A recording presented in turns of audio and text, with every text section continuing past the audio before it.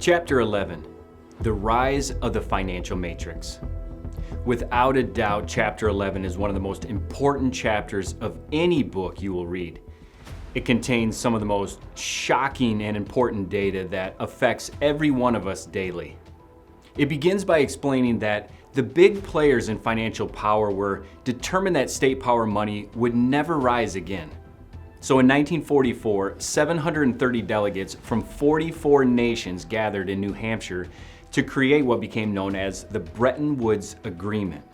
This agreement created two major financial institutions, the International Monetary Fund and the World Bank, that would ultimately tighten control over the nation's central banks and ensure no country could ever break free and return to a system of money controlled by the state. Bretton Woods also reshaped how currencies worked. The agreement arranged things so that nations would peg their individual currencies to the US dollar. That gave central banks a lot more freedom to print money without worrying because, well, they weren't directly tied to gold anymore. Now, technically, the US dollar was still backed by gold at the time, but as we find out later in the chapter, that didn't last long. US President Richard Nixon completely pulled the plug on that in 1971 when he took the dollar off the gold standard. And from that moment on, money was no longer linked to anything physical, and gold was no longer there to set limits. After the Bretton Woods Agreement, what was once a partially free market system had now transformed into an almost entirely socialist one. Woodward explains the Bretton Woods Agreement had a threefold objective. 1, bury state power money for good. 2, drive up national debt to maximize profits. And 3, expand global financial control. The result was shocking.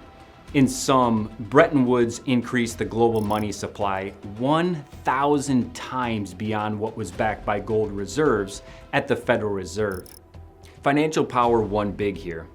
This new financial system became their personal gold mine as they raked in profits and power while shifting risk and losses to governments, which ultimately means taxpayers like you and I. For everyday people, this victory came at a steep cost. A rigged financial system that drives inflation, compounds debt, and ultimately strips financial freedom. Arguably, one of the most insightful and really terrifying sections in the entire book comes about halfway through the chapter. Woodward summarizes the history of 20th century monetary policy, and he highlights 4 fatal blows dealt to the free market. 4 decisive actions that cemented financial control. 1, expanding fractional reserve banking. 2, expanding central banks. 3, the Bretton Woods Agreement, which we just discussed. And 4, the 1971 fiat money standard. He explains that US President Nixon's decision to completely sever the dollar from gold. This was the last move that sealed the deal.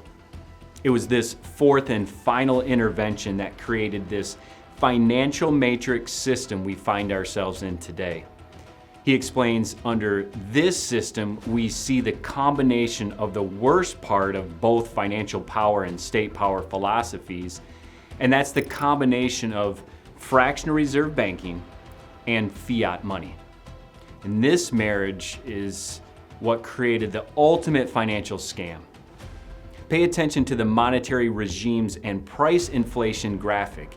It highlights how the prices paid by consumers for goods and services exploded along with the money supply after Nixon disconnected the dollar from gold, unfortunately exposing how consumers pay higher prices to cover the sins of the financial matrix. We see later in the chapter maybe the best proof that this system is fraudulent at its core, as during the global financial crisis of 2008, while it was wreaking havoc on you and I. According to the US Department of Commerce, the American banking system was making an astounding 1,842% return on their investments. Specifically, this was a profit of $3.29 trillion on its loans. A truly harsh reality to grasp for those of us who lived through and had to endure that challenging time period. It's pretty amazing. Woodward ends the chapter with one final sobering reminder. The financial system is their golden goose, but there's a huge problem. The steroids they keep pumping into it, the debt, the inflation, and all the market manipulation, are slowly killing it. And when it finally collapses, it's the everyday people, not the elites, who will suffer the most. With that, it's time to begin reading chapter 11.